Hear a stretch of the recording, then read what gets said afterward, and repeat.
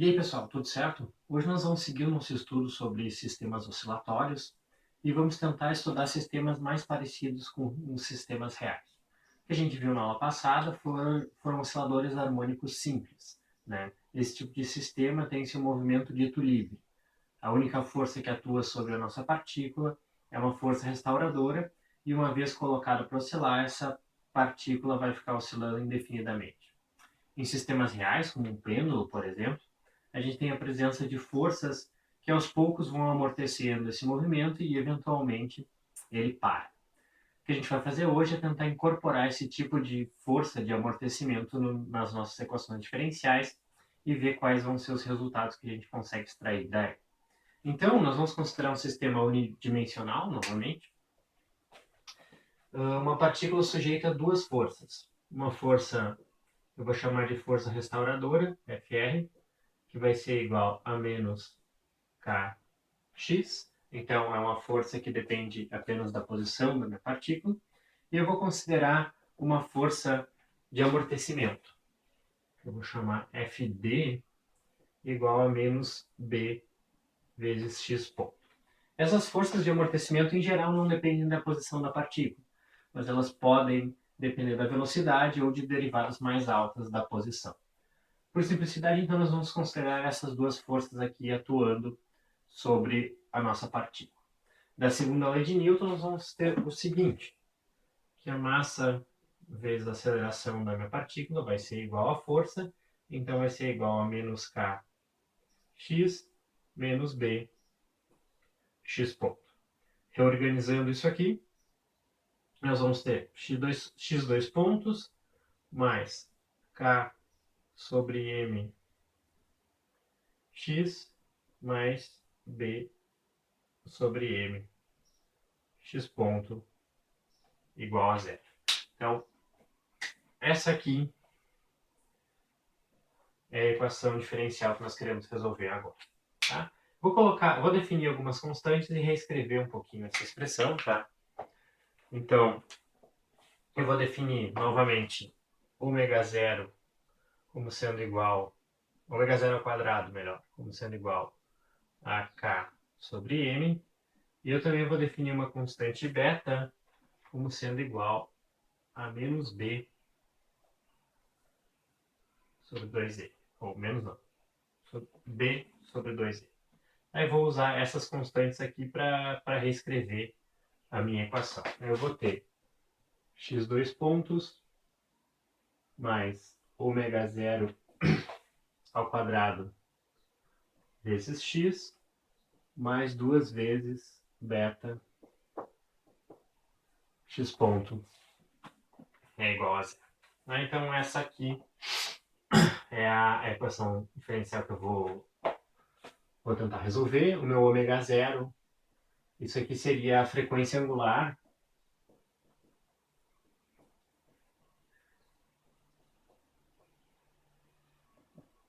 para o caso não amortecido.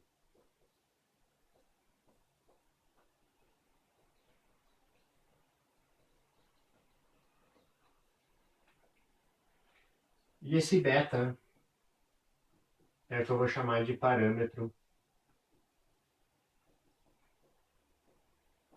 de amortecimento.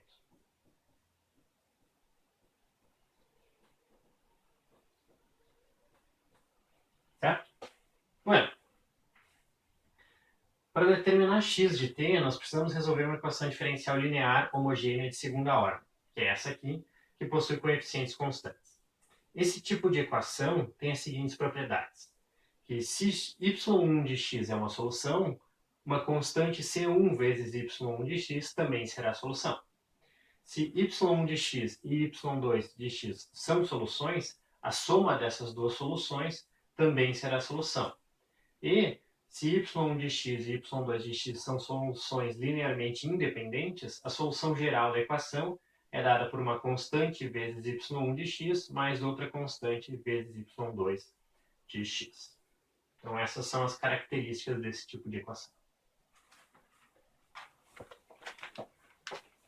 Para resolver essa equação diferencial aqui, eu vou fazer a seguinte hipótese. Eu posso escrever a solução x de t como sendo E, que é uma exponencial, na RT. Se eu determinar quem é esse R aqui, eu consigo determinar quem é o meu x de t. Então, eu vou colocar essa forma da minha solução na equação diferencial. X dois pontos vai ser a derivada segunda em relação ao tempo dessa exponencial, então vai ficar r ao quadrado e na RT, mais 2 vezes beta vezes a derivada dessa exponencial em relação ao tempo, então vai ficar mais 2 beta r e na RT. E por último, eu tenho mais ômega zero ao quadrado e na RT, tudo isso aqui tem que ser igual a zero. Eu vou tirar essas exponenciais em evidência e eu vou ficar com o seguinte: e na RT, que multiplica r ao quadrado, mais 2 vezes beta r, mais ômega zero ao quadrado. Isso aqui é igual a zero. Tá? Então, surge aqui o que a gente chama de equação auxiliar para o meu R. Certo? Para que essa equação se satisfaça, essa equação auxiliar aqui ela deve ser igual a zero. Então, eu posso determinar quem é R a partir disso aí. Né? Eu tenho que R ao quadrado mais 2 beta R mais ômega zero ao quadrado é igual a zero, uma equação de segundo grau para R. E eu tenho que R vai ser igual a menos 2 beta mais ou menos raiz de 4 beta ao quadrado menos 4 ômega zero ao quadrado, tudo isso aqui dividido por 2. Simplificando, eu vou ter duas soluções possíveis aqui. A solução que eu vou chamar R1, que vai ser igual a menos beta mais raiz de beta quadrado menos ômega zero ao quadrado, e R2, que vai ser igual a menos beta menos raiz de beta quadrado menos ômega zero ao quadrado. Daí, a solução geral para a minha equação diferencial vai ser uma combinação linear dessas exponenciais aqui, com esses dois valores distintos para R, né, R1 e R2. Então, eu vou ter que x de t pode ser escrito como uma certa constante, que eu vou chamar de A, vezes E na R1t, mais B vezes E na R2 vezes T. Ou ainda, eu posso reescrever isso aqui como x de t igual a E na menos beta t e na mais raiz de beta quadrado menos ômega zero ao quadrado t mais b e na menos beta t e na menos raiz de beta quadrado menos ômega zero ao quadrado vezes t. Então essa aqui vai ser a solução geral para a posição da minha partícula, que está sujeita a uma força restauradora e a uma força de amortecimento. Agora eu vou recolocar essa expressão aqui para x de t de uma outra forma. Vou escrever x de t igual a e na menos beta t, que multiplica a e na raiz de beta ao quadrado menos ômega zero ao quadrado vezes t, mais b e na menos raiz de beta ao quadrado menos ômega zero ao quadrado vezes t. Nós vamos ter três casos gerais de interesse aqui, dependendo do tipo de relação que nós temos entre o parâmetro de amortecimento beta e essa frequência angular do sistema não amortecido ômega zero. Tá? Então, se ômega zero ao quadrado for maior que beta ao quadrado, nós temos o caso chamado subamortecido, ou subamortecimento.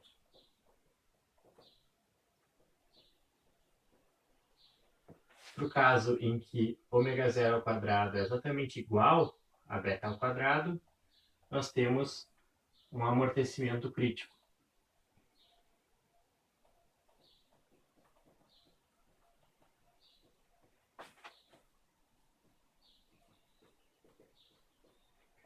E para o caso em que ômega zero ao quadrado é menor do que beta ao quadrado, nós temos o superamortecimento.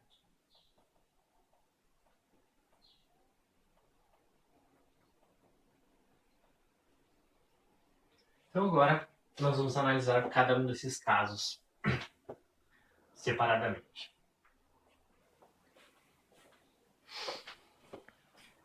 Começando pelo caso subamortecido. Nós temos então que ômega zero ao quadrado é maior que beta ao quadrado. Então eu vou definir a seguinte quantidade: ômega 1 ao quadrado como sendo igual a ômega zero ao quadrado menos beta ao quadrado. Nessas condições aqui, essa quantidade ômega 1 ao quadrado aqui vai ser uma quantidade positiva. E aí eu posso reescrever a minha equação para x de t como x de t igual a e na menos beta t, que multiplica a, uma exponencial. Aí eu vou substituir o argumento dessa raiz quadrada aqui por menos ômega 1 ao quadrado. Aí a raiz desse menos 1 vai ser i, e eu vou ter e na i ômega 1 vezes t mais b e na menos i ômega 1 vezes t. Então o que surge aqui é uma quantidade, esse e na menos beta t, que decresce exponencialmente com o tempo, e essa quantidade aqui entre colchetes, ela oscila no tempo. Nós podemos reescrever isso aqui ainda como x de t igual a e na menos beta t, cosseno de ômega 1 t vezes menos uma fase delta. Então, o meu movimento vai ser uma coisa parecida com isso aqui, né? Então, isso aqui seria o tempo, isso aqui é a posição. Então, eu vou ter algo que oscila, mas que vai diminuindo exponencialmente a sua amplitude. Certo? Aqui, a gente pode identificar esse ômega 1 como algo parecido com uma frequência angular. Rigorosamente, nós não podemos definir uma frequência angular para esse movimento subamortecido aqui.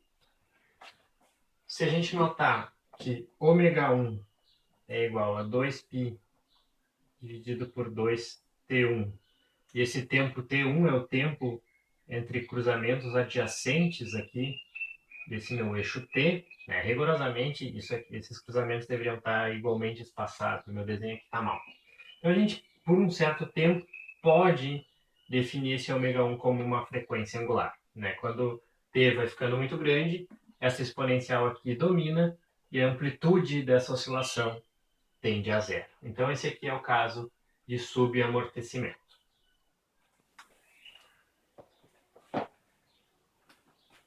Agora, vamos analisar o caso de amortecimento crítico, quando a frequência do sistema não amortecido ômega zero ao quadrado é igual ao parâmetro de amortecimento beta ao quadrado. Nós vimos que as raízes da nossa equação auxiliar são R1 igual a menos beta mais raiz de beta quadrado menos ômega zero ao quadrado, e R2 igual a menos beta menos raiz de beta quadrado menos ômega zero ao quadrado. Portanto, na condição de amortecimento crítico, nós temos duas raízes iguais. Nós temos que R1 é igual a R2, que é igual a menos beta. Nessa condição, além da exponencial e na RT, é possível mostrar que t vezes e na RT também é solução.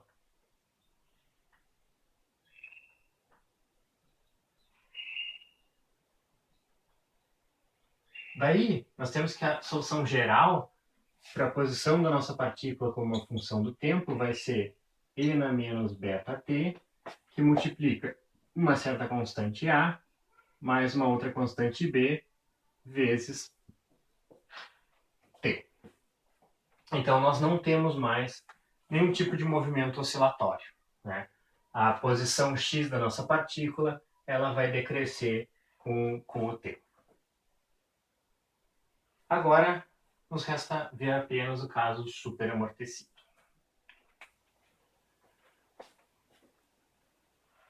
Superamortecimento.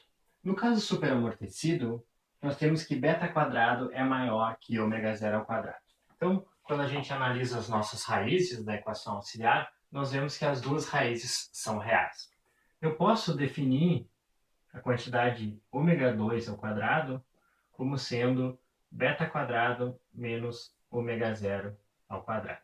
Agora, esse ômega 2 aqui, ômega 2 ao quadrado, ele vai ser positivo.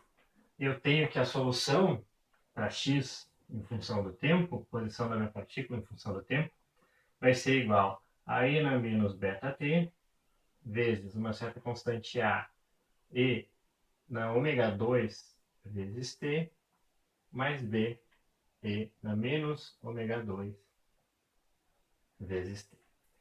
O que é importante notar que esse ômega 2 não é propriamente uma frequência, né? Porque essas exponenciais aqui são exponenciais com argumentos reais, portanto elas não são funções oscilatórias, e eu tenho que a posição x da minha partícula ela vai cair assintoticamente a zero, ou vai tender assintoticamente à posição de equilíbrio do meu sistema conforme o tempo vai passando. Então essa aqui é a solução para o caso de superamortecimento. Até aqui, nós consideramos que dois tipos de força atuam sobre a nossa partícula. Uma força restauradora e uma força dissipativa, uma força de amortecimento. Existe um outro caso que a gente pode considerar também, quando existe, além dessas duas forças, uma terceira força, que nós vamos chamar de força motriz, que tenta aumentar a amplitude do movimento ou simplesmente manter essa oscilação. O caso mais simples é quando essa terceira força, que eu vou chamar Fm, ela é senoidal.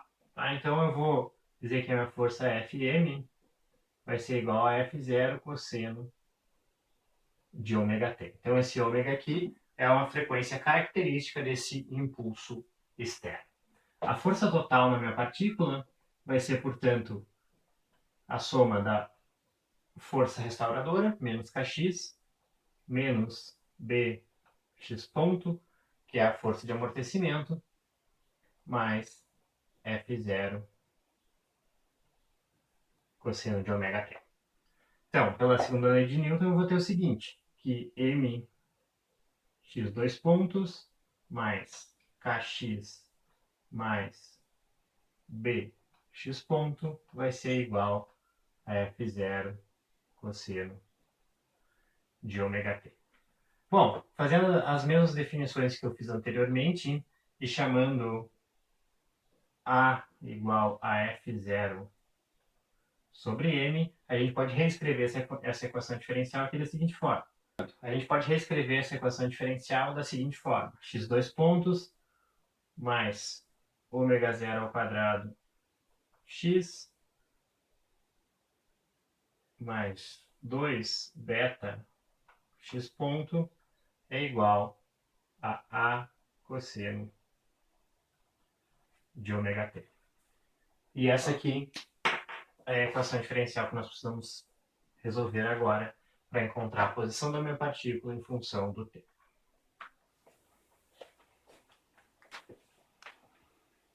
A solução geral para essa equação diferencial aqui vai ser uma soma de duas soluções.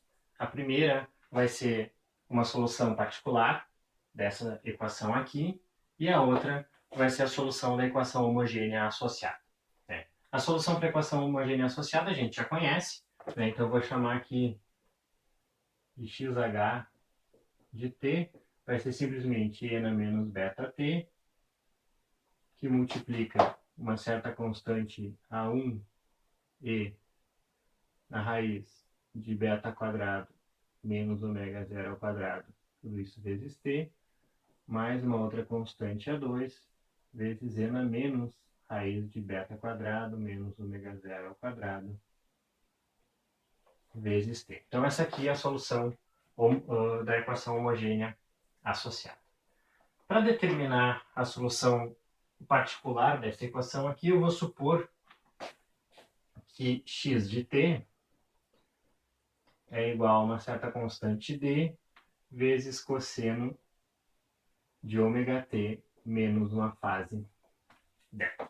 Então eu vou chutar essa solução aqui e ver o que acontece. Tá? Se eu colocar isso aí na minha equação diferencial, eu vou ter o seguinte: menos ômega quadrado d cosseno de ômega t menos delta, menos 2 beta d ômega seno de ômega t menos delta, mais ômega zero ao quadrado cosseno de ômega t menos delta, tudo isso aqui é igual a cosseno de ômega t, certo? Agora, eu vou usar as seguintes relações. Então, lembrando que cosseno de A menos B é igual a cosseno B, cosseno A, cosseno B menos seno A, seno B. E que seno de A menos B é igual a seno A cosseno B menos seno B cosseno A.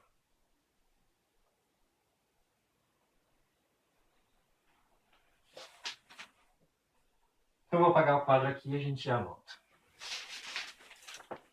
Bom, agora o que eu vou fazer é o seguinte: eu vou usar essas relações para o cosseno de A menos B e para o seno de A menos B para reescrever essa expressão aqui. Aí eu vou ter o seguinte: A menos B que multiplica ômega zero ao quadrado menos ômega ao quadrado vezes cosseno de delta mais 2 ômega beta seno de delta, tudo isso vezes cosseno de ômega t menos b que multiplica ômega zero ao quadrado menos ômega ao quadrado seno de delta menos 2 ômega beta cosseno de delta, tudo isso aqui multiplicando seno de ômega t igual a zero. Então, para que essa equação seja sempre verdade, né, para qualquer t, a gente tem que notar o seguinte: né, cosseno e seno são linearmente independentes, então para que isso aqui se satisfaça sempre, eu preciso que os coeficientes do cosseno de ômega t e do seno de ômega t, ambos sejam iguais a zero. Então daí eu vou ter duas equações, né? Que esse coeficiente aqui ele é igual a zero e que esse outro coeficiente aqui também é igual a zero. Daí nós conseguimos tirar o seguinte, né? Dessa última relação aqui, né, que o coeficiente do seno de ômega t tem que ser igual a zero, eu tenho que ômega zero ao quadrado menos ômega ao quadrado vezes seno de delta menos 2 ômega beta vezes cosseno de delta é igual a zero. Eu posso reescrever isso aqui da seguinte forma, né? Passar isso tudo para o outro lado, dividir tudo por cosseno e por esse ômega zero menos ômega quadrado. Eu vou ter seno de delta sobre cosseno de delta, que é igual a tangente de delta. Isso aqui vai ser igual a 2 ômega vezes beta dividido por ômega zero ao quadrado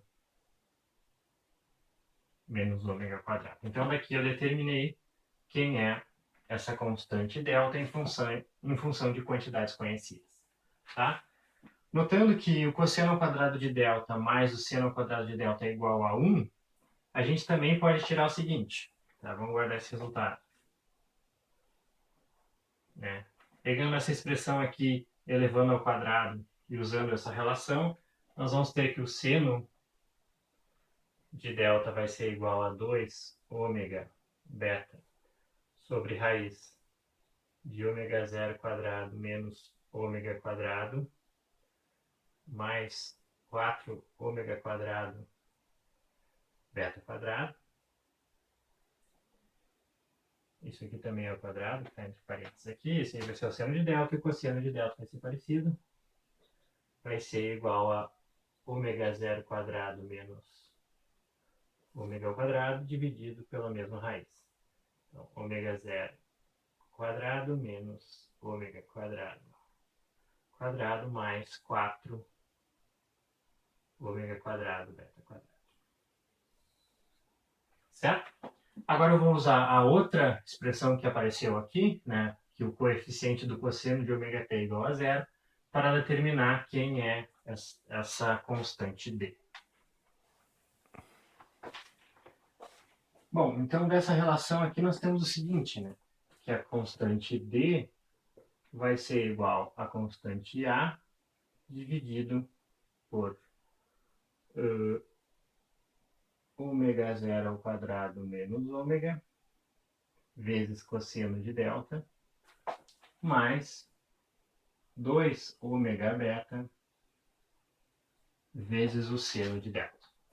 Agora a gente pode usar essas expressões aqui para seno e cosseno de delta para se livrar da constante delta aqui em d. Né? Fazendo isso, a gente vai chegar no seguinte, que a constante d é igual a sobre raiz de ômega zero ao quadrado menos ômega ao quadrado mais 4 ômega ao quadrado beta ao quadrado.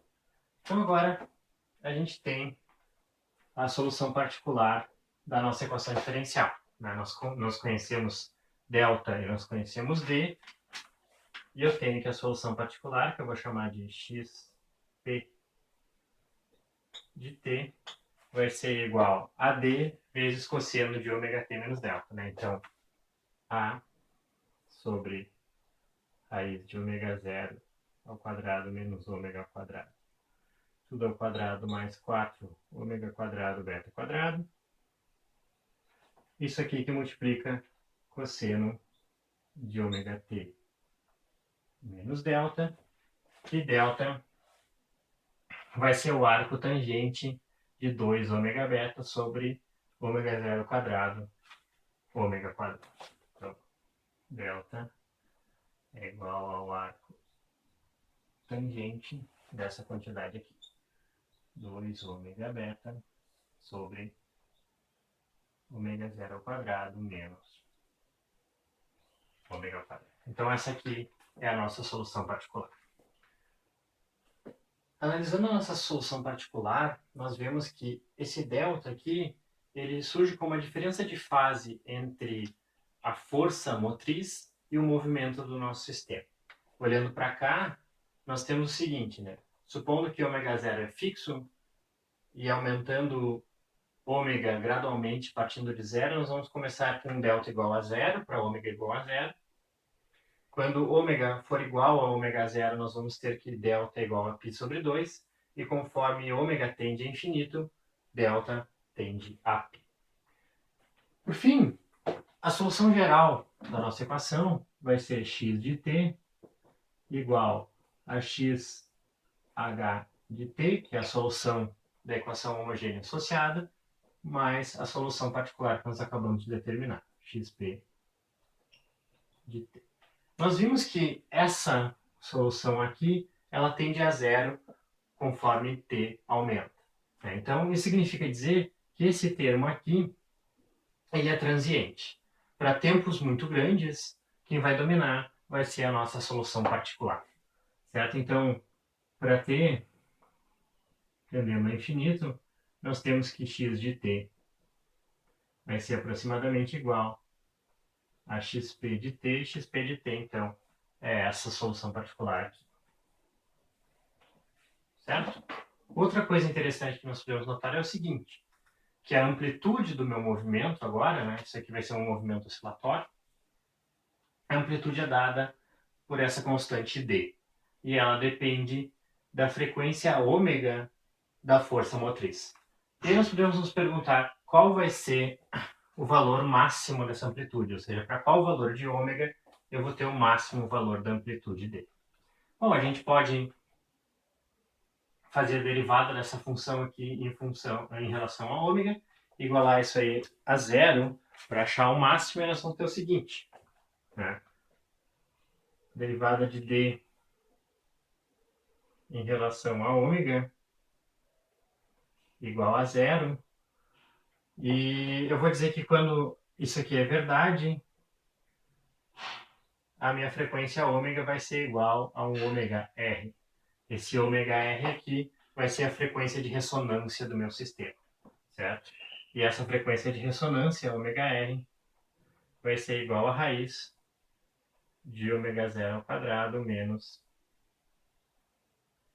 beta, 2 beta.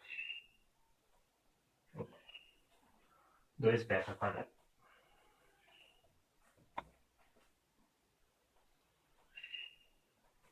Então, quando a frequência do meu estímulo externo for igual a isso aqui, eu vou ter a máxima amplitude da minha oscilação. Essa vai ser a minha frequência de ressonância.